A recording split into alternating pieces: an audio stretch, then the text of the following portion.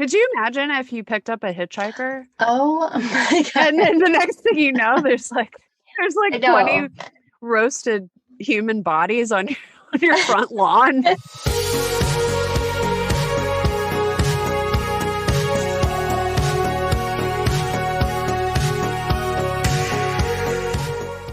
Welcome to Cover Your Eyes. Today we're talking about the movie Firestarter from 1984. Hi, Sarah. Hey, Holly. Ready to start some fires? Yes, always. It's funny because little Drew Barrymore always reminded me of little Holly. Do people always tell you that? Yes. Yeah. Um, it, actually, little Drew Barrymore reminded me of little Holly, Uh-huh. and now I feel like our faces have gone in a completely different, Yeah, I can see that. which is so weird to think about, like how you can look like so similar to someone when you're a little kid, and then as you both grow up, you look completely different. Maybe not completely, but pretty different. Hmm. So, but I was wondering, I was like, I wonder if Sarah thinks that this looks like me too. Yes. I was just picturing little Holly setting everyone on fire. That's what I did when I watched this movie. It makes it more fun that way. I don't remember when I saw this movie. I mean, it came out when we were like 6, so Yeah. I don't think I saw it then. I know I didn't see it in the theater, so I saw it later at home, but I remember it being scary. The main scene I remember is in the airport when she sets the soldier on fire, and she does it for a cool reason because Yeah. the soldier's there and there's the woman who's talking to him and she's like visibly pregnant. And she's saying, like, I need you to help me take care of this baby. And he's like, oh, it's not even mine. I gotta go because he's getting like deployed. Yeah. And then little Drew is watching and she's just like, this guy's being a jerk. And sets his boots on fire. Yeah, that was like the only scene in the movie that was light-hearted, and it was still her setting someone on fire. Like that kind of sums up how like awful this movie is. Yeah. Like Drew's gonna okay, I guess we should let everyone know. Yeah. Okay, Let's talk about how she haven't got seen these it. powers. So whenever her dad, Andrew, and her mom, Vicky, meet, it's in an experiment where they're getting injected potentially with a drug that is going to increase your psi abilities, like your ability to have psychic phenomena. And in the movie, that is explained by way of stimulating the pituitary gland, which I do have questions about from you later.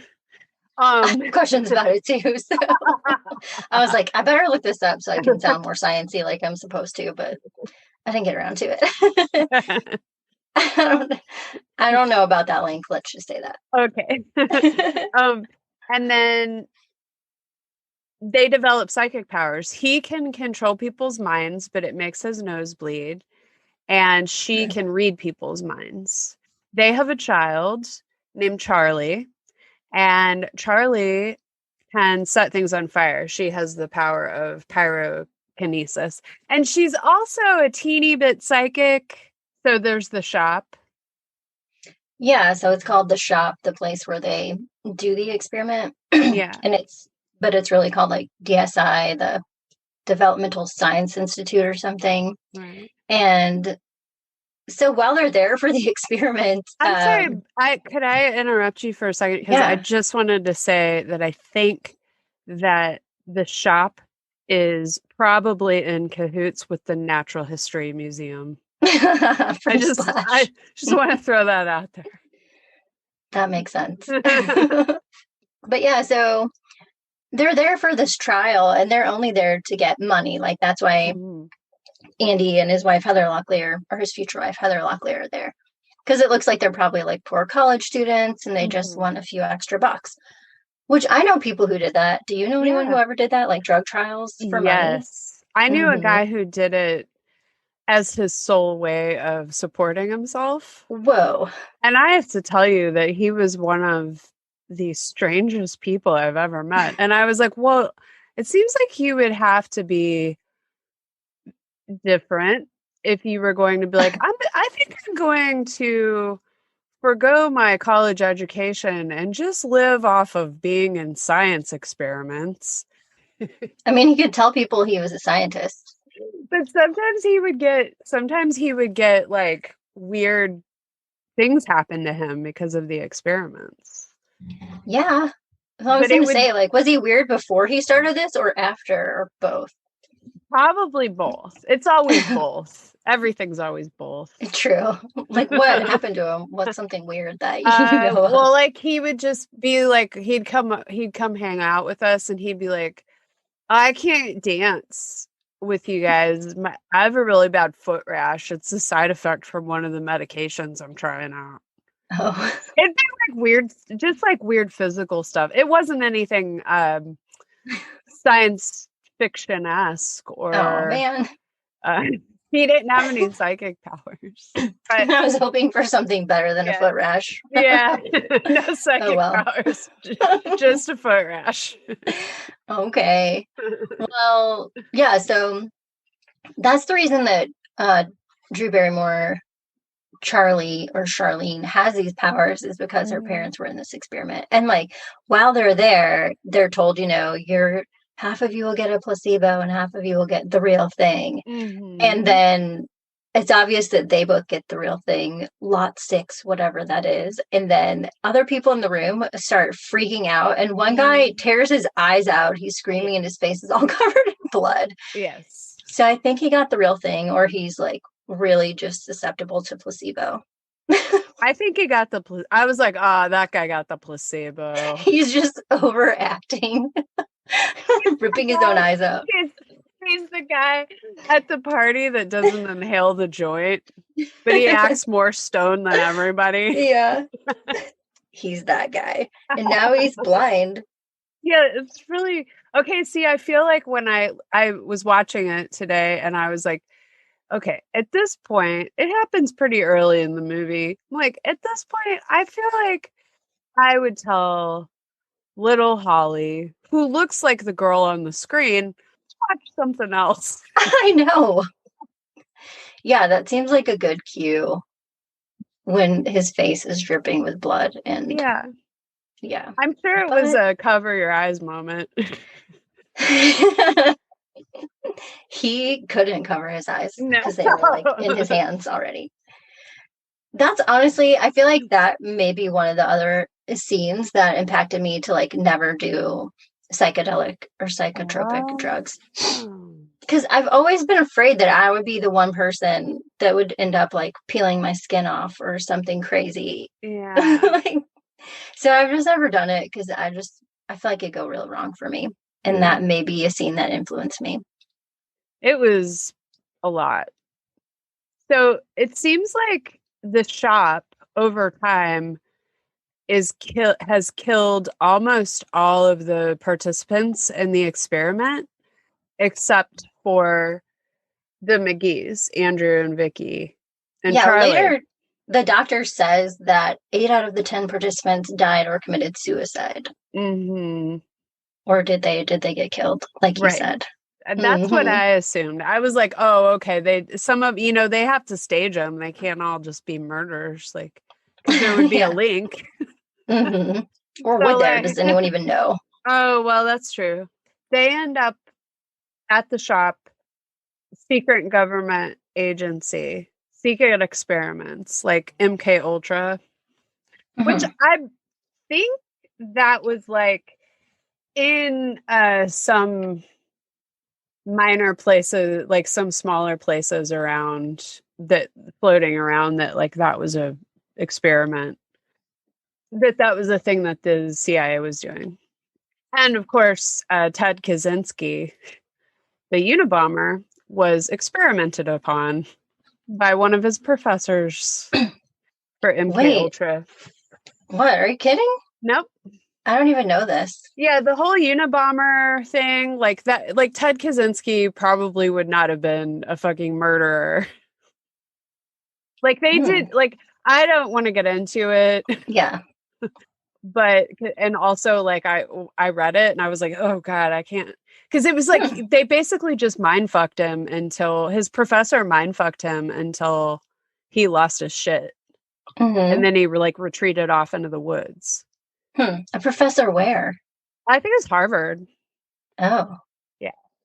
So like this stuff's real. It's not that stuff's not a conspiracy. There's like documents on it that some really fucked up stuff happened, including with, psychedelic drugs. So I imagine that this was in the awareness of people in 1980, which is when the book was written by Stephen King, another Stephen King book. Did you read it? I didn't read this one. I did know someone who read this book, and I watched this movie with them when I was a teenager. And they pointed out every little thing. That was different. The book was better. It was totally one of those things. The book's always better. Where were we at with what we were talking about? So we were talking about MK Ultra.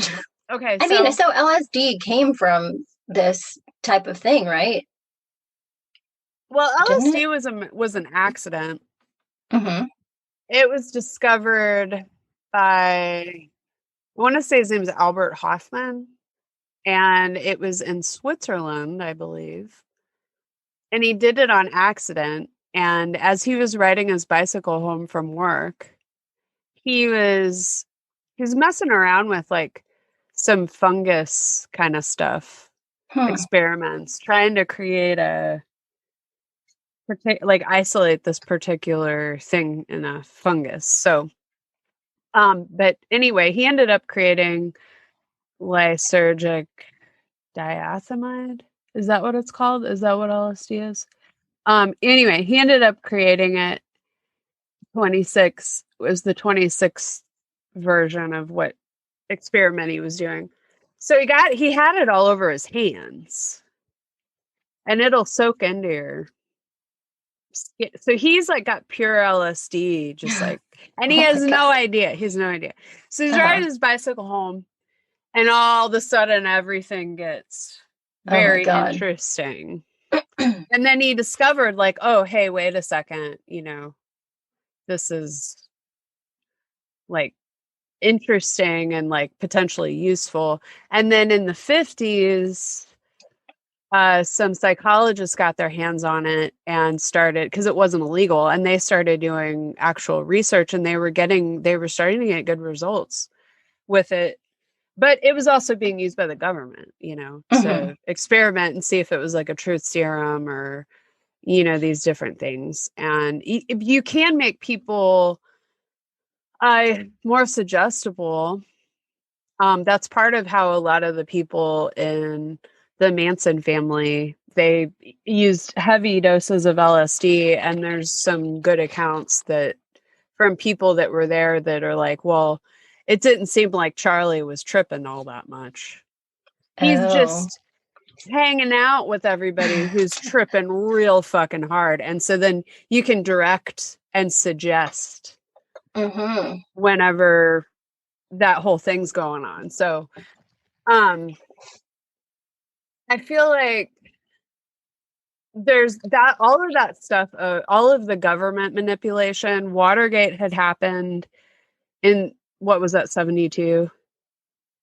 I think so. Yeah.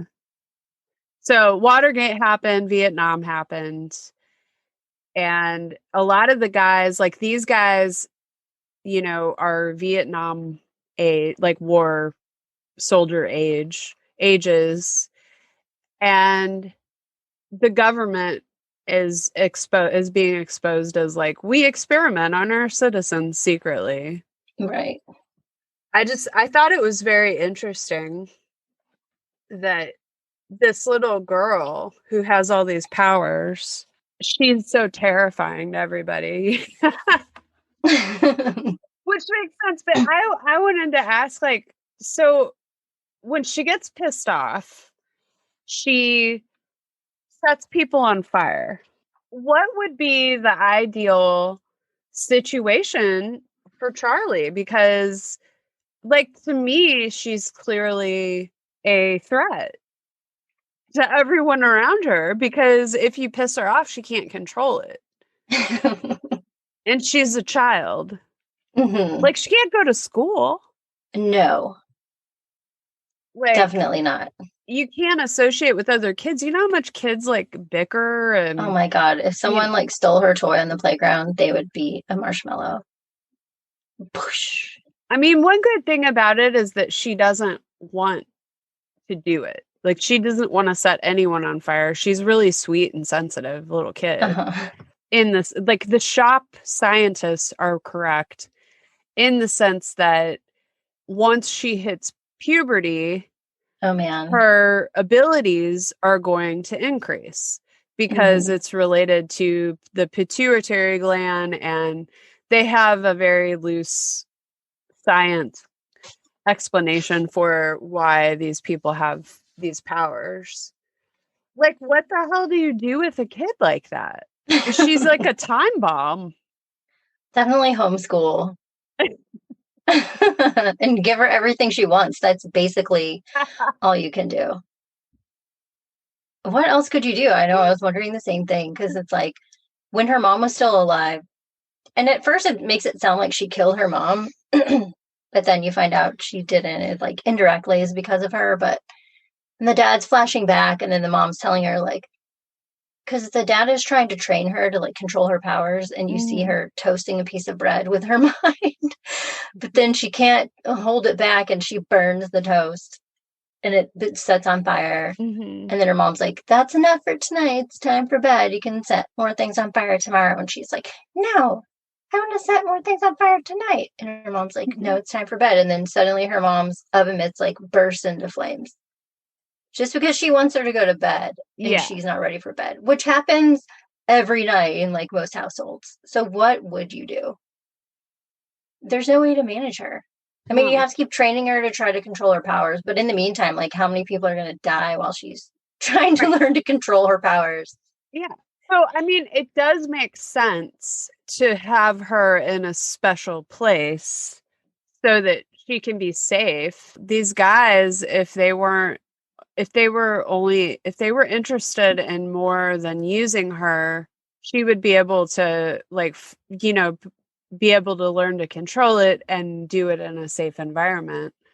And they clearly have the resources to do that, and that it made me think of another way in which the government has all of these resources, and then just through the sheer ego-driven bullshit of people who are extremely emotionally immature and are like operating from a level of just like making sure they never think that they're wrong about anything.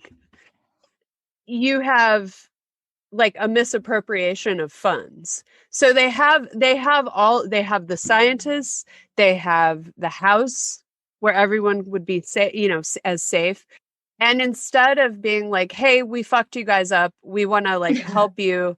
And you guys like, please work for us or whatever. Like there's some kind of an arrangement that could have been set up. Yeah. And instead you get a guy who has, now that we're talking about the shop, because I feel like most of what happens at the shop.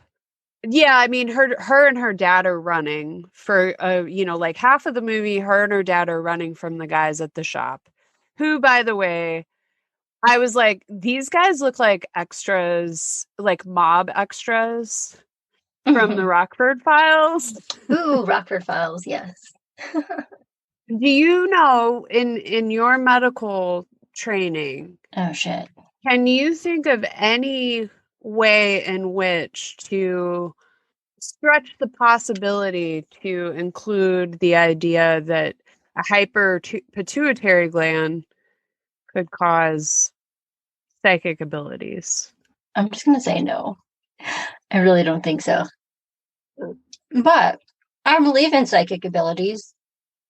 I just don't know how to explain them or relate them to the pituitary. I wasn't sure if there was some, because I know the pineal gland Mm-hmm. in the middle of your head, Yeah. that produces DMT, which if you take concentrated DMT, you will trip like crazy for like 5 minutes. Mm. It's called the businessman's LSD Wow. because it only takes like 5 minutes. He's like, I've got a meeting, but I really need a trip. Let's do this. DMT. I didn't know about that. That's interesting. Yeah, I feel like there's so much in this movie. So we've talked about government conspiracies and experiments on people, which everyone knows have happened. And some people think are still happening with the COVID vaccine. Like, I definitely, I don't want to say I know them personally, but I know them by extension personally. And they think that the COVID vaccine is a way for the government to track you. And so they don't want to get it. I like how people talk about how now that there's a COVID vaccine, the government can track you. And I'm like, oh, I didn't realize that we were calling our cell phones exactly the COVID vaccine. Exactly.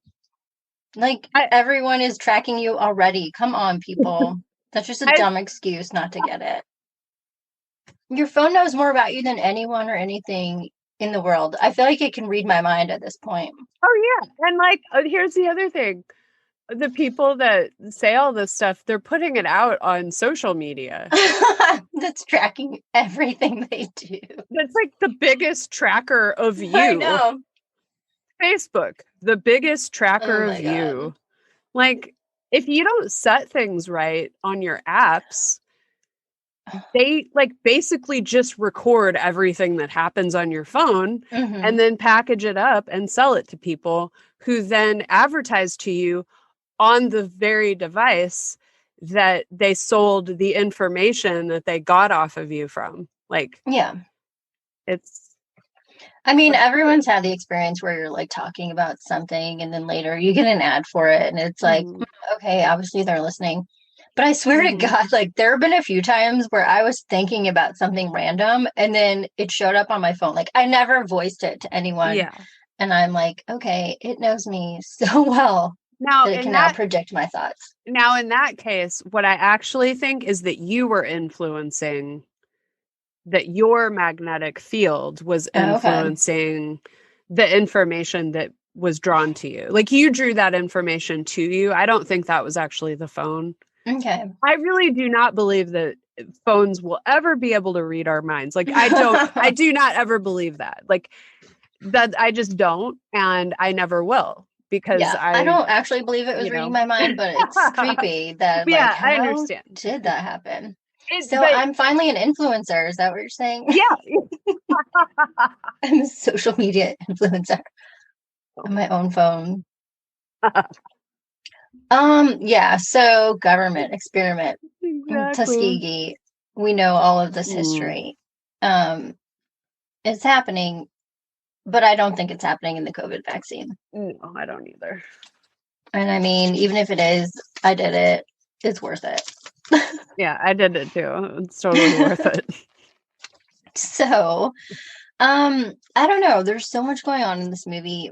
So I feel like as a child, I found it scary because it's pretty graphic. Like the scenes of the people burning, you see like their face melting and so many people get blown up. It's kind of like napalm death.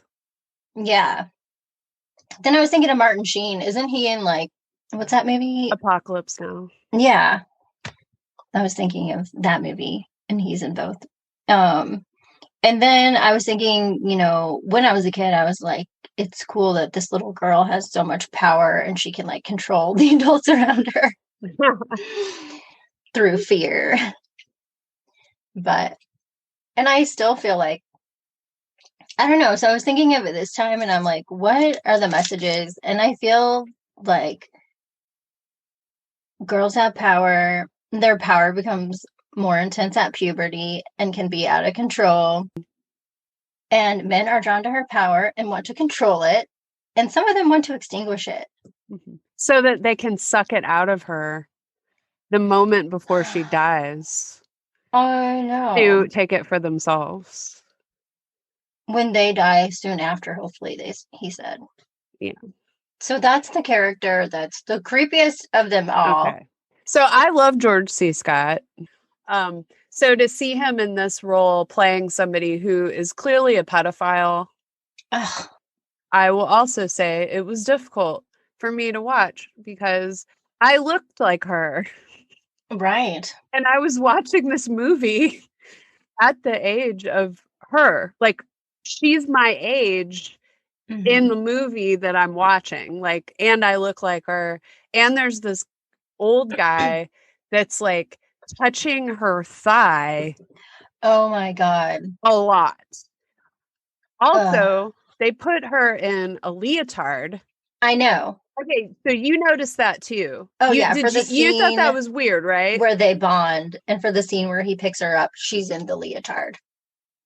But the other time she's wearing like blue jean jacket and jeans and stuff. Yes, I totally noticed that too.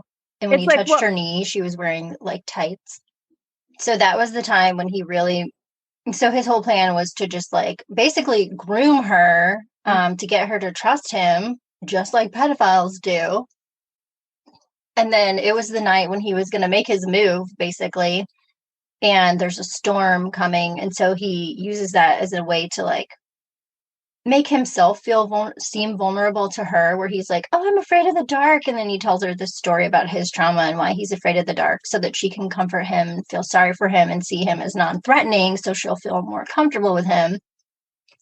And that's the night when she's wearing a leotard and tights, and she like is hugging him, and then he touches her leg. And yeah, all the other nights she'd been dressed normally. So it's like, that's as close as they can get to like sexualizing her, I guess, without being completely obvious about it, is to put her in like this leotard and tights on like a 5 or 6 year old or whatever she is. I mean, they couldn't put her. What else could you put a girl like that in to like sexualize her without being like completely obvious and creepy about it? Exactly. It was very uncomfortable for me, again, as I'll probably continue to say, because Mm-hmm. I felt like I was looking at little Holly on the screen Mm-hmm. and I was molested Yeah, I definitely thought about that at as that a moment. child. When he touched her leg, I was like, oh God, how is Holly going to do this today? You know, I actually did right after that scene, I did have to stop the movie and go outside. And I just hung out with my herbs for a little bit and came back in and finished the movie because I was like, okay, I need a break from that because that it did stir up. Yeah, but this whole movie made me think about, like, this is such a perfect example of how someone is groomed to Mm-hmm. be assaulted sexually or psychologically, and psychologically. Yeah. Um, yeah. I guess Huh. that maybe that's part of why I was off today. I was like, I was not expecting the pedophile grooming Mm-mm. plots at all. It completely sideswiped me. Me too. I did not remember that. And it was really disturbing. When he put his hand on her leg, I was just like, ugh. Yeah, that was bad. I feel like every girl, like, I don't have a specific memory of something like that, but I feel like every girl has, or at least knows someone who has, had an inappropriate experience with some just creepy older dude. Yes. Like a dad. A dad or a grandpa or some, I don't know, just Family friend, friend of the family or someone, a priest. janitor or someone, yeah, that you're just like you're basically like alone with them for some reason. You have a special light inside of you and this beautiful magical power. as a woman, how can I capture that for myself? Mm-hmm. And I think it really comes back to womb envy. John was trying to harness the life force. Here's another whole angle that I had on the John Charlie situation and also just the shop generally. Okay, so John's a Vietnam War vet, and it looks like he got his like part of his face burned and he lost an eye. So it's interesting to me that Charlie is somebody who can harness the power of fire. She harnesses the power of fire much like napalm was used in the Vietnam War as basically a liquid fire that you could just like blowtorch out all over the place and, Mm-hmm. burn the shit out of everybody. So I feel like in a way, this movie is like a pro Viet Cong, anti United States invasion of Vietnam Hmm. kind of a movie. Charlie Yeah. wins. She defeats the government Oh my God. And Charlie's the term that they used for them, right? for the Viet Cong. Yeah. Yeah. So I was like, Yeah. Maybe Stephen King was very anti-Vietnam. He's in that age group, right? Mm-hmm. Wow. He's Another also layer. super liberal, so he probably Mm-hmm. was. Definitely. Another layer. I think you're right. And I wonder then, if he's ever done an interview or like addressed oh that. yeah, I don't know.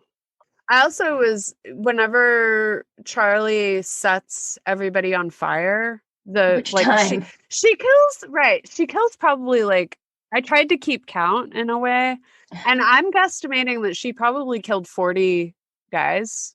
Oh, at least. Because like when they came to the farmhouse, I was like, okay, how many dudes are there? Because all of a sudden, like 20 dudes descend on the house. And then later she goes on like another killing spree, and there are many more. Yeah. Also, I feel like these agents were never taught stop, drop, and roll. They all just No. start running around wildly, like fanning their arms. And it's like, didn't they teach you guys that in grade school? I think a lot of lives could have been saved. What I really loved about the shop's organizational methods. So I think that the way that she sets things on fire is by raising the temperature, right? But Mm-hmm. she's raising the temperature from the inside of the objects that she's setting on fire or whatever, right? So like wearing a spacesuit, Yeah. a fireproof spacesuit isn't going to help you because she's lighting you on fire from the inside. Right. And I was like, you guys are scientists and you didn't realize this. So now we've got a bunch of guys running around in spacesuits on fire. That's right. It is basically coming from the inside, I guess, like spontaneous combustion. Yeah. Just another cool topic. Yes. So maybe the stop, drop, and roll wouldn't have helped, but I don't know. It was But still worth a try. yeah, I mean, that's an excellent point to stop, drop, and roll if you're ever caught on fire. Yeah. It's Don't the run main thing I around. remember from grade school. Don't run around waving your arms. No. And most of those guys were wearing polyester suits. Oh, hell yeah. It was all polyester. Good point. There are so many men on fire. And here's the other thing. They didn't have computers. That was all like fire. Think Oh my about God, that. yeah. That's the thing I was thinking at that, like in the culmination scene when she's just like throwing fireballs at everyone with her mind, is like it must have been scary for Drew Barrymore to see this because there really were like Yeah. stuntmen on fire all around her. Half of the time is spent showing her being sexually groomed, and the other half of the time is her setting men on fire. Like, Yeah, God, that's a lot to process for like a 6-year-old. yeah, I mean, I true. I feel very strange about child actors. Like, I would rather watch a movie where the kid is older and is supposed to be playing a younger kid, and it's like, those TV shows where there's like teenagers, but they're like, most of them look like they're 30. And Like on Beverly Hills 90210, Andrea from The Paper was like 45. yeah, Yes. like her. Yeah, like I'd rather see that Mm-hmm. than have like a really little kid in a role like this. Like, I just don't see how that would be good for your psyche. And yeah, I'm sure George C. Scott is awesome in real life, but like, he is a great actor. And Yes. part of being a great actor is throwing your energy around and showing that energy being expressed, like that emotional energy. And he was giving the emotional energy of being sexually into this little girl. Ugh. Like, that was there. Like, Mm-hmm. I mean, that couldn't have been comfortable. No, and he also had that makeup on that made it look like half of his face was burned and his eye was like faded out and scarred over. And I mean, she had to hug him when he looked like that. And so that was probably scary for a little kid too. Mm-hmm. Even though she was pretty mature for her age, I think when you're that little, you still don't have like that good line in your mind of like what's real and what's not. You That line is can't. blurred. And for her to see all of that, that must have been rough. Like, I remember, watching a movie like this or something and like getting scared. And then having Nana say, like, oh, well, none of that's real. Those are actors. And I knew that in my head. I knew that what she was saying was true, but physically, you don't feel that way. Yeah, you still feel the realness of it. Yeah. And she also had to watch like E.T. die or almost die. I mean, imagine what that was like. She was even smaller then. Yeah. She was in intense roles for a tiny little girl. It's like, no wonder she does all this, like, fluffy. Mm-hmm. It's like when she got older, it was all, Peace very, and love. very happy, Yeah. And it's like, see, I relate to that too, because I feel like I started off very cynical, and like, as I grew, it was like, I feel very rainbowy and Mm-hmm. floral. And that was like the exact opposite of how I felt, like, say, when I was a teenager. Yes. So here's another thing about John. Oh God, what? One more thing. Now, I have not read the book, Mm-hmm. but isn't his last name Dearborn or something? I saw at the end it's Rainbird. Okay. So his name's John Rainbird, right? Now, I have not read the book. Like I said, though, I do know about the book because I watched this movie in high school with somebody who was really into Stephen King, and they loved to pick apart the movie versions. Okay. And he told me that John is supposed to be a Native American. Well, I know. That's what I thought when I saw the name at the end. I'm like, was he supposed to be native? Because he had a ponytail and he was wearing like that one coat that had like, oh, like a tribal print almost. And I'm like, The and he was Sears talking about poncho. like harnessing the power of the gods and things. And I'm like, okay, are they trying to make this dude native? Why? And he doesn't look like it. He's I white. mean, he's white. He's But white. Heather Locklear is super white and she's native too, because Locklear is a native name.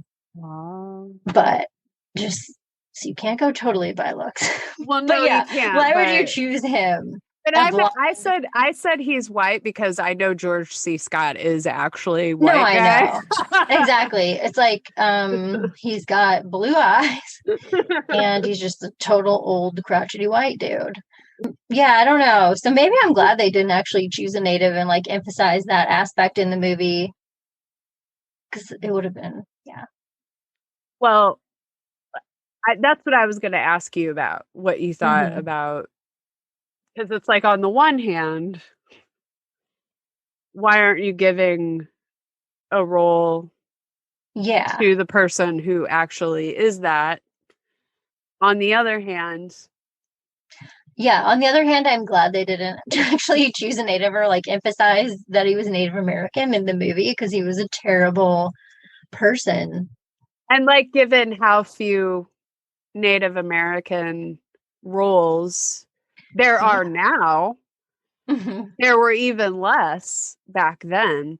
So to have a pedophile who takes great pleasure out of like killing a little girl and doing God knows what else, I'm really glad I didn't have to see a Native American actor because I Hmm. feel like the whole time I would have been pissed off.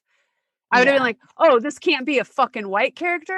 You want me I to know. whip out some fucking statistics about white guys hurting little girls, Hmm. And like, so I'm glad that that wasn't the case. But I feel like if the movie was made now and they were going to fill that role, you'd have to actually hire but I am glad that they didn't actually hire a Native American guy because I really would have just been pissed off through the whole movie. Yeah, that they made him like the worst person ever to live. Yeah. Me too, I would have been upset. On the other hand, uh, the head scientist at the shop was a black guy. Yeah, that was good. That's pretty unusual for 1984. Hmm. And he was Of, the only black person in the movie, but he mhm. was the head scientist Oh, or head doctor. there was a taxi cab driver Oh, right. that got tricked into taking a $1 bill. Hmm. Um, and then, With the mind control. yes, Andy's mind control. Um, and then there was also one of the shop agents whenever she burns everybody Oh. at the Manthers farm. Oh, yeah. The massacre on their front lawn. It's Art Carney who used to be on The Honeymooners, and he's just like this adorable old farmer man in this adorable old pickup truck, and he's like, "Hop on in and come have lunch with me and my wife." Um, To the father and daughter walking on the side of the road. And then so when they get to the house, his farm wife comes out and meets him, and she's super nice. But then when they're walking in the house, you can see that she turns around and gives him a look like, "Why the hell did you bring these strangers to our house for lunch?" Then it's going okay, and then suddenly, yeah, he reveals the secret. The dad reveals the yes. secret, and then the next thing you know, little Charlie's like, "Daddy, they're coming!" And then, like you said, all hell breaks loose. Yeah. And so these poor innocent people, I was like, what do they do now? They have like 20 dead bodies, like 5 exploded cars on their peaceful farm. Who do you call? The shop is sloppy. This is the sloppiest group I've seen for a covert government agency. These guys really take the cake for incompetency. I mean, they've got agents running around. They don't even bother to get rid of the witnesses. Who cleaned up the mess? There were some things in this movie I had a really hard time with, and that was one of them. Me too. Yeah, and plus the farmer gets shot while he's there, like trying to help protect them and like defend his rights of them not being on his property. It's like, you don't have a warrant, get off my land. And then they shoot him in the arm. Mm-hmm. So his wife has to like mend his wound and then figure out how to like dispose of bodies and exploded cars. If only he hadn't brought them home. I know. Oh, wait, you know what? Actually, that is a good time to bring up my favorite quote, which is Okay. Farmer Manthers. After he gets shot, he tells, and the shop goons are all running away. Mm-hmm. The ones that have survived the fire. His wife's like, we can't get involved in this. Like, just you two go away. Like, this is fucking weird. Farmer Manthers says, he was like, those guys came on my property. They didn't have a warrant. Like, he's just like going down the list of like how this is in violation of like everything the United States stands for. Right. And then he Mm-hmm. says, and the guy's been in the World War II. Yeah. So my favorite quote is when he says, you want me to be a good Nazi to his Mm-hmm. wife. I was like, yes. Yeah, That's that was like awesome. what he was saying, you know, that we live in a place where we don't get bossed around and there aren't secret governments and, you know, all that stuff. It's like, it's just so refreshing to feel like, you know what? We need to be proud of like doing the thing that helps other people and not just like be glorifying selfishness. I feel like his character was like a wholesome representation of those values and like what they really should be. And they've been misconstrued like in today's society of like, this is my gun, get off my land. You know what I mean? It's like today, that whole like freedom and your own personal rights has been kind of just taken to the extreme. Yeah, by so many people who are using it for like a negative message. And he was using it positively. So the sweet part about the farmers is like while they were driving toward the farm, what's his name? Mr. Manthers, the farmer who picks them up, and he was saying like, oh, my wife always wanted a little girl of her own, but it just wasn't meant to be. So then at the end of the movie, after her dad's been killed, she finds her way back to the farm and she lives with them. So they get their little girl and she gets hopefully to stay there and be away from society where she won't be able to set a lot of things on fire. So she can be like living on a peaceful farm and hopefully nothing ticks her off too much. I don't know. Maybe when they want her to like get up and milk the cows, though, she's going to set Mrs. Manthers ablaze one morning. We don't really know what's going to happen, but it's a sweet ending. Well, it was showing though, like throughout the movie, which I think it was necessary that like she's getting more and more able to control herself. Her being on a farm is an ideal way to help heal because she gets to be outside a lot. And like there's nothing more healing than being one with earth, you know? It's true. That's why everybody's on fucking anti-anxiety pills because nobody goes outside anymore. It's like go stand outside on the grass with bare feet for 10 minutes. Yeah. The next time you start feeling anxious. Yeah. That's like a form of therapy. Yeah. I'll definitely recommend that. Forest bathing. It's true. There's nothing like it. There's no substitute for it. Go outside, people. What else in the movie? I don't know. So like when she's a teenager, who knows what's going to happen? She might burn down the farm because teens, like the guy said, for 20 months, her pituitary is going to be like the strongest organ in the human body or something. And then it could just all blast back out of control.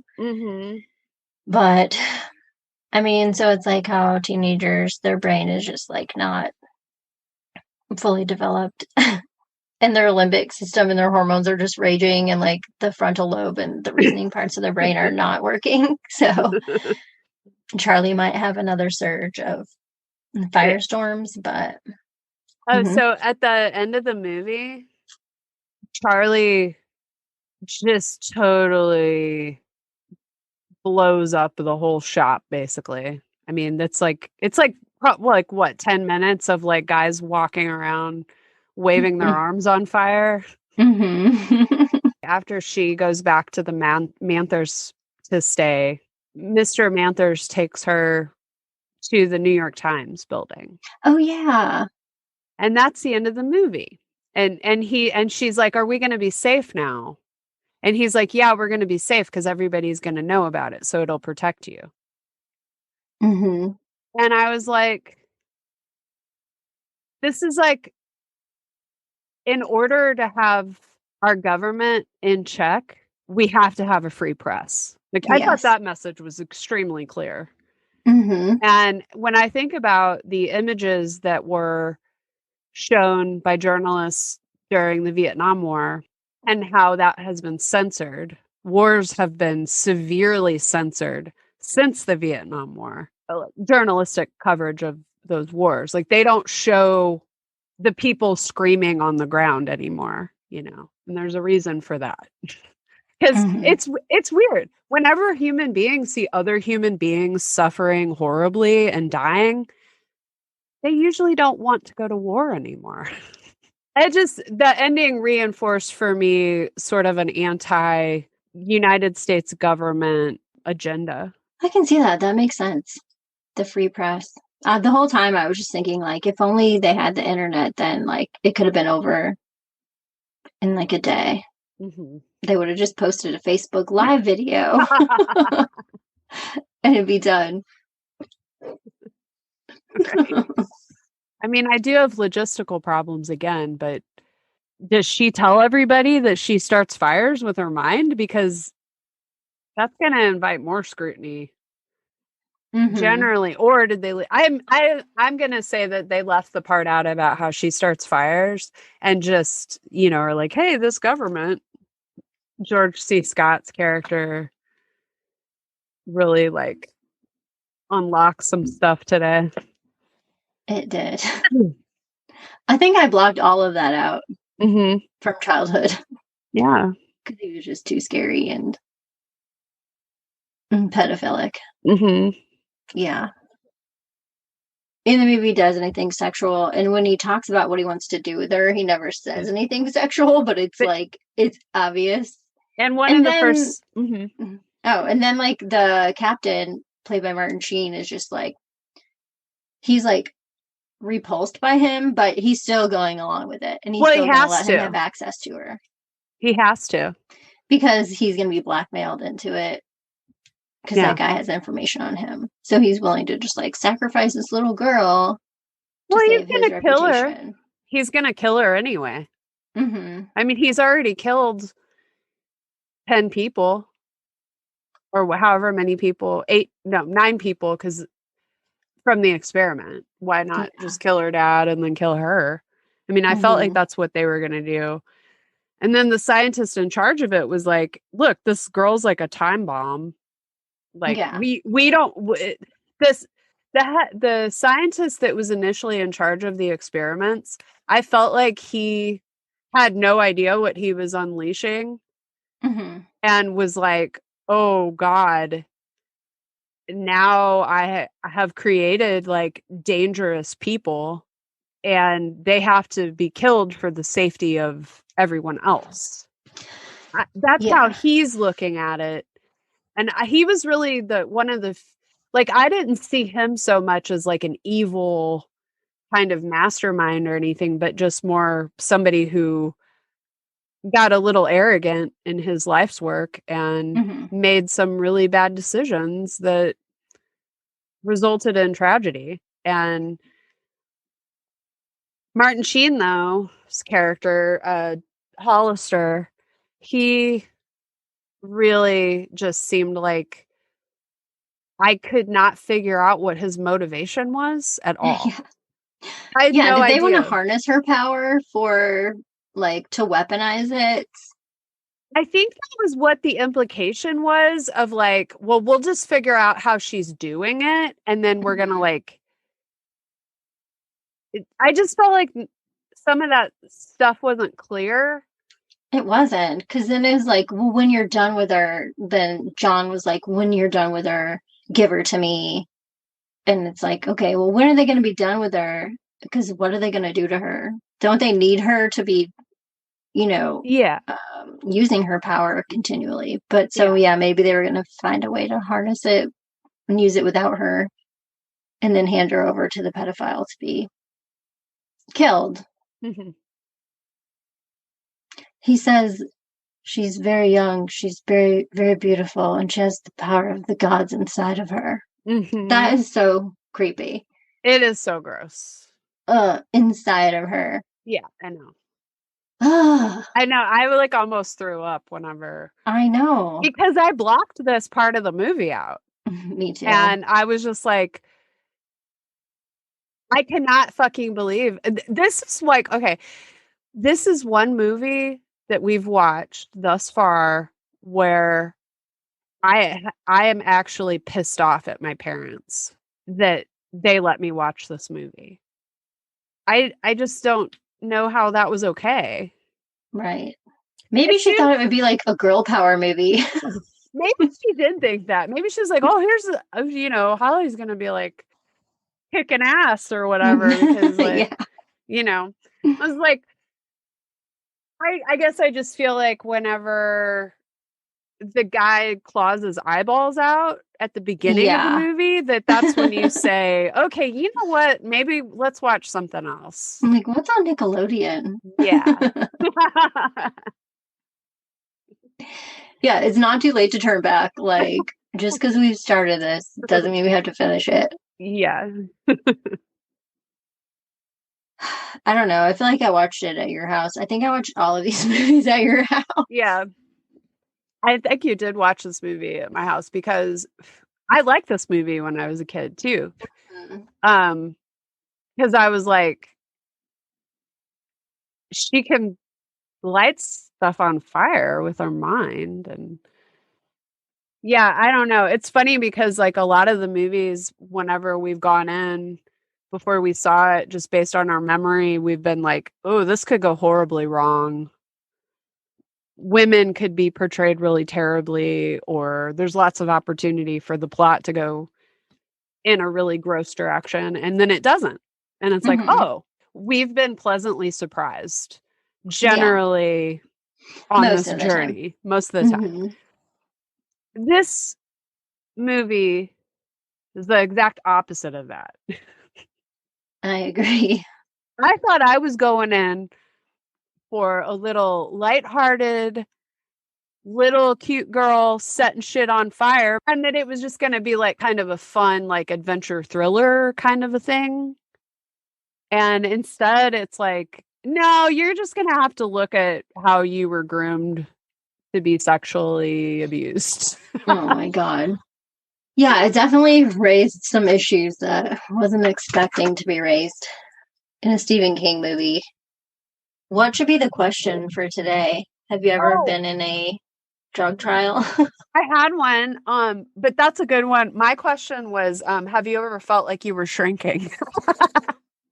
Oh, like because he's feeling that in the beginning when he's on drugs? I don't think I have, but I know a kid who set garages on fire when I was little. I said a few things. No, I didn't set anything on fire.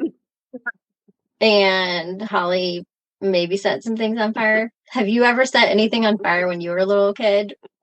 If you did, let us know at coveryoureyes@gmail.com or on Instagram or Twitter. Also, if you have ideas for other movies we should cover in the future, we'd love to hear those too. Thank you for listening to Cover Your Eyes podcast. If you like our show, please feel free to count the ways. Find us on patreon.com/Cover Your Eyes. You can also visit our store on Redbubble at Cover Your Eyes Podcast. And don't forget, we love it when you subscribe, rate, and review. Are we going to say see you next Tuesday still? Okay, we could say bye, y'all. See you next Tuesday. Yeah. Okay. Or we're just going to destroy lives today.